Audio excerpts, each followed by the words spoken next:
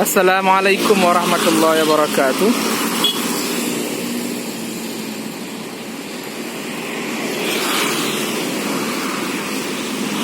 Saya menemukan pagar kreatif. Bagaimana saya bisa menemukan pagar kreatif ini? Awalnya saya naik sepeda motor. Lalu saya lihat sebelah kanan ada pagar yang menurut saya kayaknya diisi dengan batu-batu besar.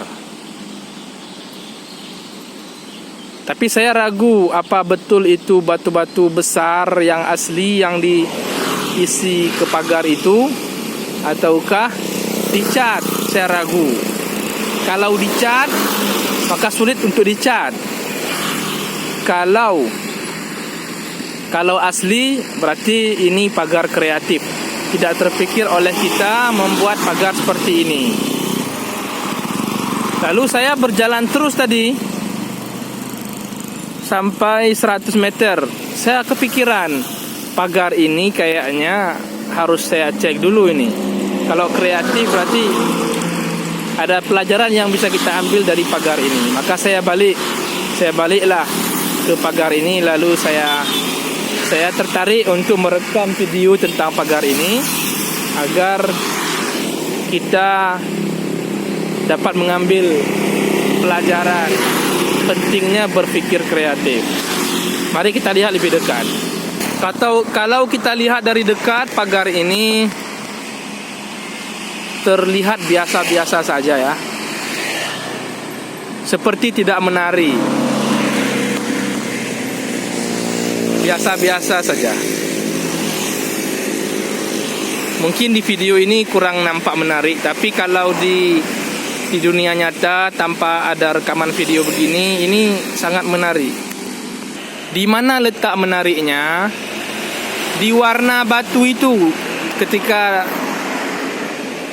kita lihat dari jauh, warnanya itu sangat cantik. Nampak keaslian warna batu di situ. Jadi kita lihat lebih dekat lagi bagaimana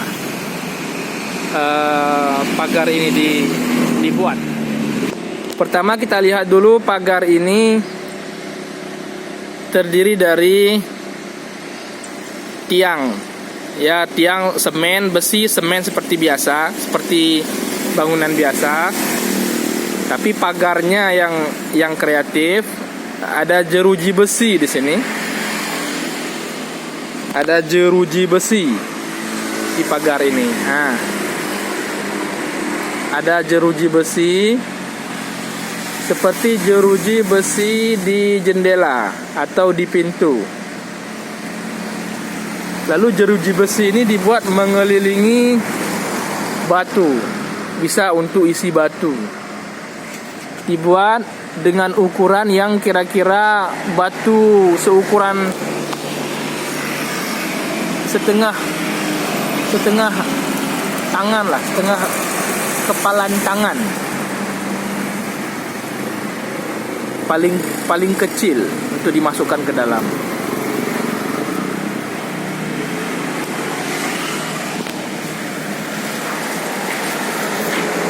Batu ini diambil batu dari sungai ya,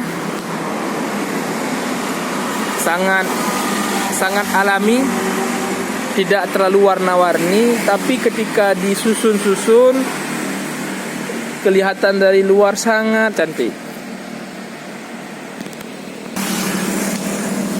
Begini pembuatan pagarnya, disusun dengan sangat rapi, sehingga saking rapinya pagar ini, sedikit sekali yang dapat kita lihat ada bolong-bolong di pagar ini.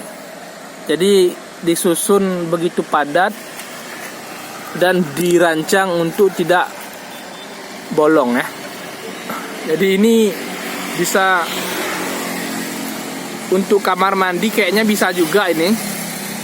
Tapi harus dipastikan tidak bolong. Kalau bolong, waduh, susah kita untuk mandi atau melakukan sesuatu di kamar mandi. Ini betul-betul tidak ada bolongnya, sangat rapi disusun oleh pemiliknya ini. Jadi saya pribadi menilai ini betul-betul pagar kreatif ya.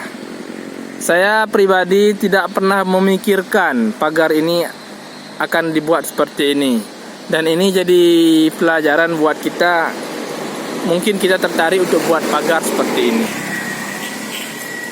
Pagar ini memiliki berapa tiang? 1, 2, 3, 4, 5, 6 tiang ya. Jumlah tiangnya 6. Yang di sudut sana tadi tidak ada tiang di ujungnya, tapi langsung besi terus.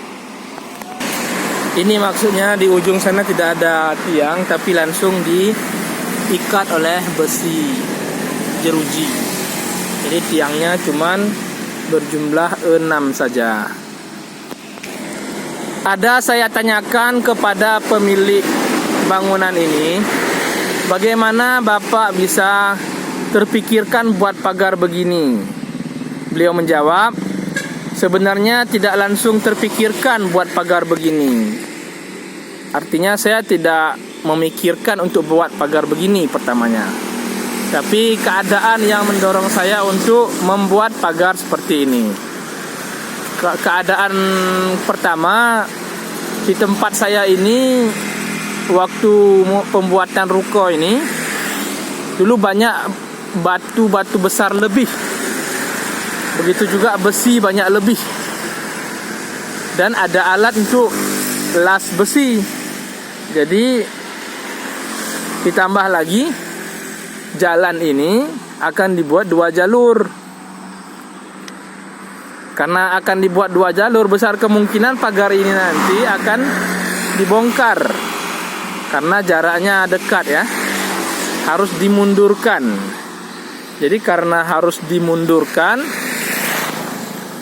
ya terpaksa dibuat pagar sementara dulu. Nah, karena ingin dibuat pagar sementara lah, maka batu-batu besar yang banyak lebih, besi-besi yang banyak lebih, dan ada alat las besi lagi. Gara-gara itulah terpikir untuk buat pagar sementara. Ini ternyata pagar sementara ini, tapi pagar sementara ini menghasilkan pikiran kreatif yang bagus untuk diikuti oleh orang lain.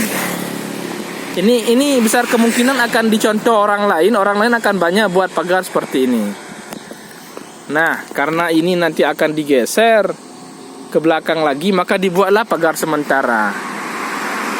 Artinya kalau nanti sudah selesai pembuatan pagar 2 jalur ini, bukan pagar, maaf, jalan 2 jalur ini, otomatis ini akan dibongkar, dimundurkan ke belakang beberapa meter. Nanti mudah bagi pemilik pagar untuk membongkar karena tidak terlalu banyak habis biaya dalam membongkar. Kalau pemilik bangunan ini membuat pagar ini dengan semen batu bata seperti biasanya, maka nanti akan ruginya akan lebih banyak karena batu bata dan semen lagi akan menghabiskan biaya. Maka dibuat seperti ini supaya bisa dibongkar lagi nanti. Kalau nanti dibongkar pagar ini, maka akan dibuat seperti ini lagi ke belakangnya. Di belakang nanti akan dibuat seperti ini juga ketika dimundurkan ke belakang. Jadi pagar kreatif ini terdiri dari jeruji besi dan batu-batu ini bukan langsung dipikirkan oleh yang punya rumah, tapi terpikirkan karena 3 keadaan. Pertama, jalan ini mau dibuat 2 jalur. Yang kedua, banyak besi dan batu-batu besar berlebihan ketika membangun bangunan ini, ruko ini. Yang ketiga, karena ada alat untuk mengelas besi-besi ini. Jadi dilaslah besi ini biar tidak mubazir. Pelajaran yang dapat kita ambil dari pagar kreatif ini, teman-teman semua, para penonton, ternyata untuk kreatif tidak selalu dibutuhkan IQ yang tinggi atau kecerdasan yang tinggi.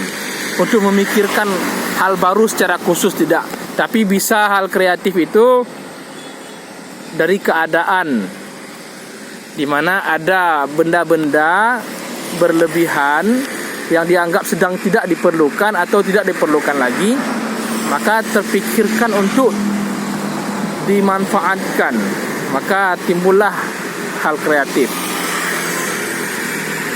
Atau bangunan-bangunan yang dianggap dibangun sementara, ini juga bisa menimbulkan berpikir kreatif dalam membangun. Ini pagar ini betul-betul kreatif. Para penonton semua bisa meniru kalau merasa pagar kreatif ini indah dan merasa dibutuhkan untuk ditiru. Sekian saja penonton, teman-teman semua, terima kasih atas